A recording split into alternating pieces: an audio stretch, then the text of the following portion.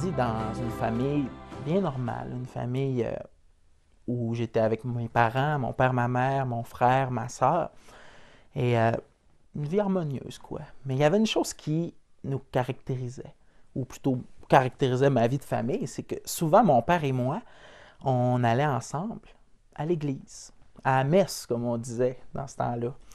Puis ça l'a, déjà dès mon jeune âge, ça a créé en moi un intérêt pour les choses spirituelles, pour Dieu. Euh, puis je me posais des questions. J'étais curieux. Puis je posais des questions à tout le monde, mais souvent les gens ne savaient pas quoi me répondre. Même une fois, je me souviens, j'avais vu le film Les 10 commandements, l'histoire de Moïse. Et là, j'étais content, puis moi, je voulais obéir à Dieu. Et là, déjà en début de semaine, je m'étais dépêché, j'étais allé voir mon professeur d'enseignement religieux, puis je lui avais demandé, c'est où les 10 commandements? Puis là, j'étais déçu parce qu'elle non plus n'a pas su me répondre.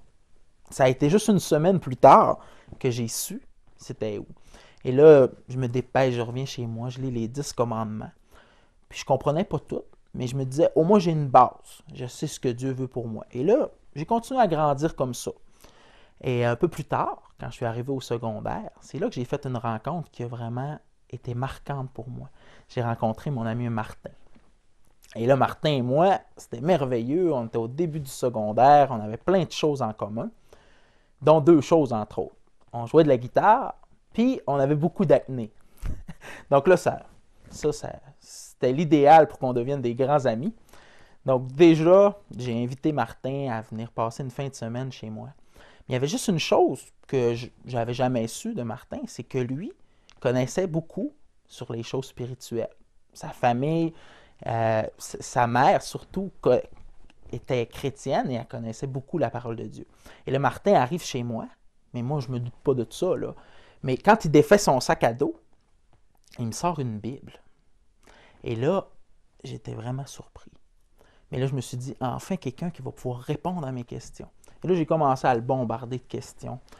Et Martin, pendant cette fin de semaine-là, m'a expliqué c'était quoi le plan de Dieu pour l'homme.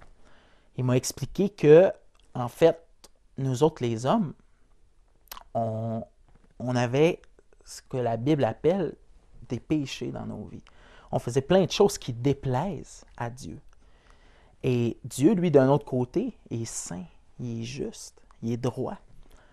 Et à cause du péché que nous, les humains, on a, il ne peut pas y avoir une relation entre ce Dieu-là et les humains. Et là, ça cause une complication, parce que le cœur de l'être humain est fait pour avoir une relation avec Dieu. Et c'est là que le christianisme, que l'histoire de Jésus entre en ligne de compte.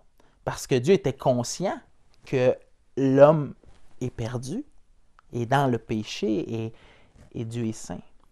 Alors, Dieu a tellement aimé le monde qu'il est venu lui-même pour prendre une vie humaine. Puis, Jésus, c'est le seul homme qui a satisfait les exigences de Dieu. Jésus, lui, n'a jamais péché, a fait une vie parfaite. Et à partir de ce moment-là, quand lui est mort sur la croix, à ma place, à la place de toute l'humanité, et qu'il a pu enfin dire tout est accompli, mais à ce moment-là, les péchés, qu'est-ce qui sépare l'homme de Dieu, ont été pardonnés. Et là, Martin m'a expliqué dans cette fin de semaine-là que la seule chose que j'avais à faire, c'était d'accepter ce cadeau-là, de donner ma vie à Jésus et de lui demander de me donner la vie éternelle. Et c'est ce que j'ai fait. Ce dimanche soir-là, j'étais dans mon lit et là, je réalisais vraiment que Dieu m'aime et moi, je suis séparé de lui. Et Jésus a voulu rétablir cette relation-là. Et moi, j'ai demandé au Seigneur Jésus dans une prière, Seigneur Jésus, moi, je suis perdu. Je savais que j'étais perdu. J'avais volé de la gomme au dépanneur, j'avais menti à mes parents. Et là, j'ai demandé, veux-tu, Seigneur Jésus, pardonner mes péchés? Veux-tu me donner cette vie éternelle que Martin me parle? Ça a été aussi simple que ça. J'ai dit au Seigneur Jésus que je voulais lui appartenir. Et ce soir-là, il m'a donné la vie éternelle. Et à partir de là, j'ai continué de grandir. Un peu plus tard, quand j'ai eu 20 ans, là, Dieu a mis sur ma route une chrétienne et j'ai commencé à fréquenter une église évangélique. Et c'est là que j'ai compris beaucoup plus de choses sur la parole de Dieu, sur son plan pour ma vie. Et je peux dire aujourd'hui que ce qui caractérise ma vie, c'est l'abondance dans mon cœur.